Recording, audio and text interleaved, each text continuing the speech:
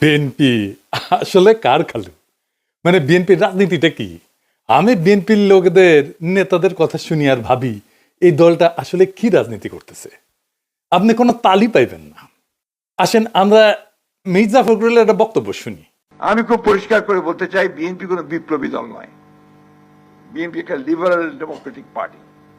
আমরা গণতন্ত্রে বিশ্বাস করি এবং গণতন্ত্রের জন্যই আমরা সারা জীবন ধরে লড়াই করেছি এবং এই দেশের মানুষ, বাংলাদেশের মানুষও তার গণতান্ত্রিক অধিকার জন্যই শত শত বছর ধরে লড়াই করেছে।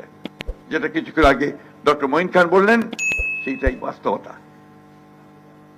এখানে নিঃসন্দেহে যারা বিভিন্ন মতবাদে বিশ্বাস করতে পারেন, কিন্তু আমরা বিএনপি, আমরা খুব পরিষ্কার ভাষায় আমরা বলতে চাই, উই আর লিবারাল ডেমোক্রেটস। এতে যদি আমাদেরকে কেউ ভুল বোঝার কোনো সুযোগ আমি দিতে চাই না। আমি বিপ্লবী নই, I M A liberal Democrat. এই কথাটা খুব পরিষ্কার করে বলতে চাই। দেখেছেন, আবার এই মির্জা সাহেবই কয়দিন আগেই কইছে ৭ই নভেম্বর বিপ্লবের মহানায়কে পরিণত হন জিয়াউর রহমান। বিপ্লবের মহানায়ক কি বিপ্লবী না? নাকি বিপ্লবের মহানায়ক একজন অবিপ্লবী মানুষ হয়, আর একজন অবিপ্লবী মানুষ একটা অবিপ্লবী দল গঠন করে? মানে কুই দিয়ে কি শিখাচ্ছে? তাহলে বিএনপির রাজনীতি কি?